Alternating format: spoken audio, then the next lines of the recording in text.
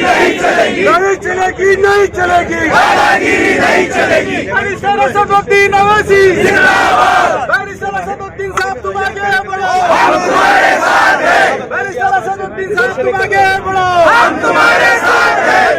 जलील साहब तुम आगे बढ़ो, हम तुम्हारे साथ हैं। जिंदाबाद साहब, समीर साजिद लीडर साहब, नासिर सिद्दीकी साहब, कुनाल खराज साहब, तमाम कारपोरेट हज़रात, अहदेदारान, मेज़बान मजलिस, अजीज तरीन साथियों, मीडिया के हमारे जिम्मेदार, कल शाम जो वाक़या हुआ असदुद्दीन अवैसी साहब के कैमरे पर कुछ गुंडों ने फायरिंग की, ये वाक़या अगर आप सही पस मंजर में देखेंगे तो एक बड़ी साजिश का हिस्सा है। आज मजलिस इत्तेहादुल मुस्लिमीन पूरे भारत देश में एक ताकत बनकर उठ रही है। बिहार में 5 असेंबली के हमारे उम्मीदवार चुनकर आए, हम महाराष्ट्र में ताकत बना रहे हैं, उत्तर प्रदेश में ताकत बनेगी इंशाअल्लाह।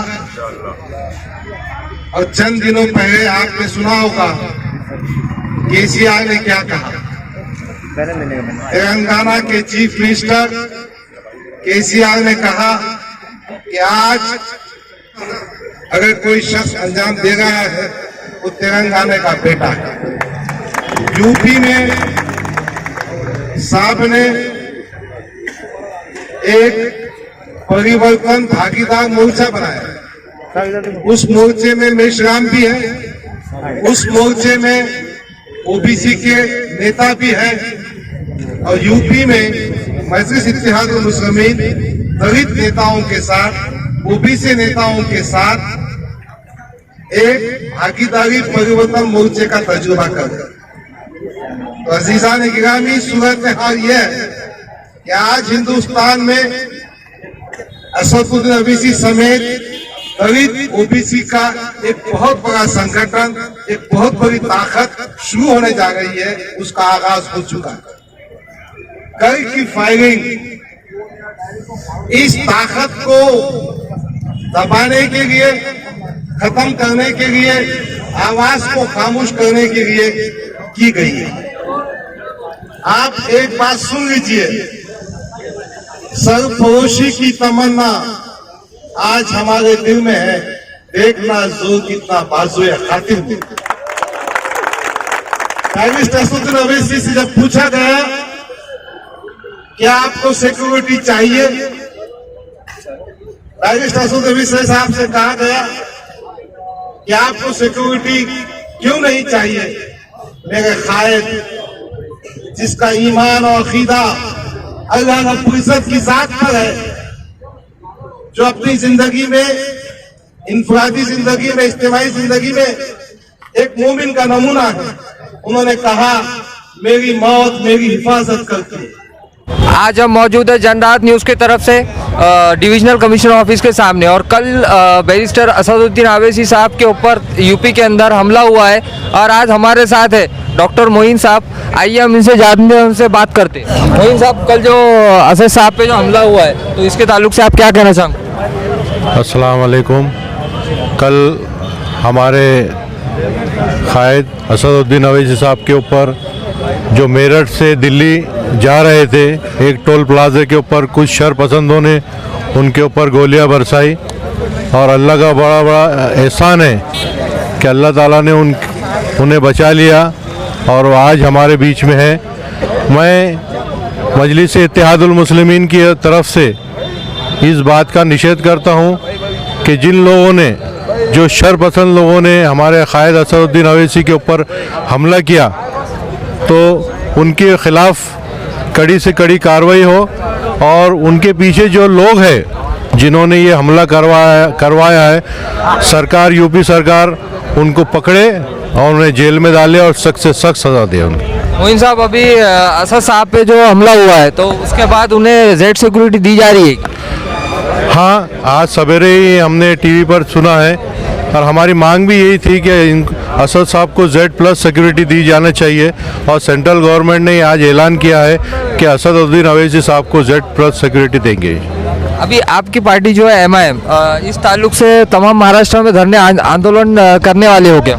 देखिए, हमारा आज औरंगाबाद में धरना था, मराठवाड़ा पूरे महाराष्ट्र में ये धरने आंदोलन चालू है और तमाम हिंदुस्तान के अंदर मजलिस इत्तेहादुल मुस्लिमीन उन गुंडों के खिलाफ एक धरना प्रदर्शन कर रही है, यूपी सरकार के खिलाफ कर रही है, मोदी सरकार के खिलाफ कर रही है। हमारा धरना आंदोलन चालू है इंशाल्लाह।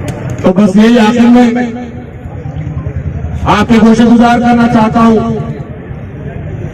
कि हौसला मत हारिए, हिम्मत मत हारिए, मुसलसल डटे रहिए, इस किस्म के हमलों से नहीं पीछे हटिए, इसलिए कि हमको एक लंबी जंग लड़ना है। और वो जंग कौन सी लड़ना है? इस देश के संविधान को बचाने की जंग लड़ना है, अपने आप को बचाने की जंग लड़ना है। तो ऐसे छोटे छोटे हमलों से हम पीछे हटने वाले नहीं है। हमको अपने मिशन पर और असदुद्दीन ओवैसी साहब की सोच पर नजर रखना चाहिए और मुसलसल जद्दोजहद करते रहना चाहिए। यहाँ पर आप लोग बड़ी तादाद में आए हैं, मैं आपका शुक्रगुजार हूँ भाई से शहर सदर, लेकिन शहर सदर को रहे न रहे, मैं आज हो कल नहीं रहूंगा, लेकिन मजलिस इत्तेहादुल मुस्लिमीन के साथ आपकी मोहब्बतों और इस भरोसे में कमी नहीं आनी चाहिए। ये हमला कल ही हुआ और आज ये धरने का आयोजन रखा गया, तो तमाम ही मजलिस इत्तेहादुल मुस्लिमीन को चाहने वाले तमाम लोग यहाँ पर मौजूद हुए हैं।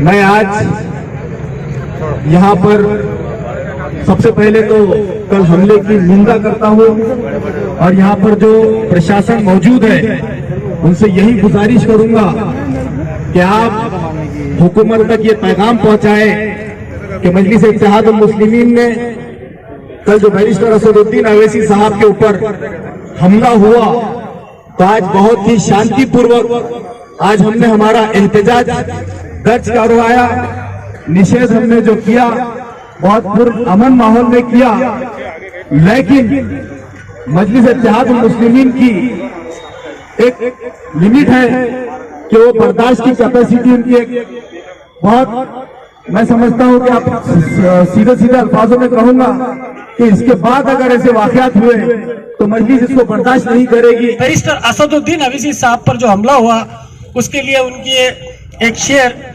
मैं उनके नजर कर रहा हूं कि न जाने कौन दुआओं में याद रखता है, न जाने कौन दुआओं में याद रखता है, मैं डूबता हूं तो दरिया उछालता है मुझे। यह मेरे ख्याल है मोहतरम जो हर वक्त इबादत में रहते हैं, जो मुसलमानों की, दलितों की, पसमानदा तबकात की बात करते हैं, मेरे ख्याल है मोहतरम तो मैं ये समझता हूं कि अल्लाह उनकी मदद करने वाला है, क्योंकि मेरा ख्याल हर वक्त इबादत में रहता है, जिसका ईमान पुख्ता है, जो पूरी उम्मत के लिए लड़ता है, पार्लियामेंट हो या कहीं भी हो, वो खौफजदा नहीं होता। आज भी मेरे ख्याल को हुकूमत ने Z+ सिक्योरिटी देने की बात की है, मरकजी हुकूमत ने सुबह ही ऐलान कर दिया है। वो जानते हैं कि असदुद्दीन अवैसी पर जो हमला हुआ वो कोई मामूली बात नहीं है।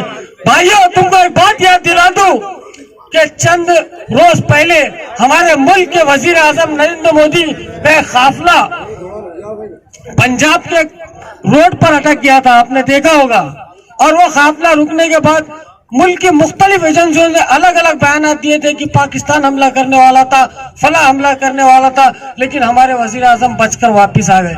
और मैं समझता हूँ ये जो गोदी मीडिया है मुसलसल 3 दिनों तक इस बात को लेकर तबसरे करते रही कि हमारे मुल्क के वजीर आजम की जान खतरे में थी और उससे इलेक्शन में बुनवाने की भी कोशिश की गई थी, लेकिन मेरे और आपके क़ायद पर हमला होता है, गोलियां चलती है, ये मीडिया पर उस बात को लेकर मुबाहिसा करने या बहस करने के लिए उनके पास वक्त नहीं है। वो सिर्फ और सिर्फ इस तरह का बयान देते हैं कि असदुद्दीन अवैसी ने यह कहा है कि उनकी गाड़ी पर गोलियां चलिए। गोदी मीडिया को इस विषय के ऊपर चर्चा करने के लिए 8 दिन न्यूज के ऊपर चर्चा करते हैं, मगर जब इस मुल्क के सबसे फेवरेट लीडर, सबसे ताकतवर लीडर, सबसे मोहब्बत जिस लीडर को मिलती है, उस लीडर की गाड़ी के ऊपर जब फायरिंग की जाती है तो कोई मीडिया इसके ऊपर तस्करा करने के लिए तैयार नहीं, कोई गोदी मीडिया इसके ऊपर तस्करा करने के लिए तैयार नहीं। क्या बात है, क्यों ये रवैया है मेरे और आपके सदर की तरफ, क्यों ये रवैया है मेरी और आपकी सदर की तरफ? जब यूपी के अंदर यूपी गवर्नमेंट की खर्चे से, उनके एक्सपेंसेस से यूपी के अंदर, प्रयागराज के अंदर धर्म संसद की जाती है, जो धर्म संसद यूपी के अंदर हुई वो यूपी गवर्नमेंट के खर्चे से की गई, यूपी गवर्नमेंट के खर्चे से की गई धर्म संसद के अंदर मुसलमानों के नस्लकशी की बात की जाती है, असदुद्दीन ओवैसी साहब का सर कलम करने की बात की जाती है। तो आज आपने देखा, हमने डॉक्टर मोइन साहब से बात की है और ये इन्होंने काफ़ी अच्छी बात की है। शांति धरने आंदोलन किए जा रहे हैं पूरे महाराष्ट्र के अंदर। बस आज के लिए इतना ही। आप देखते रहिए जनराहत न्यूज़, खान राफे मोहम्मद के साथ।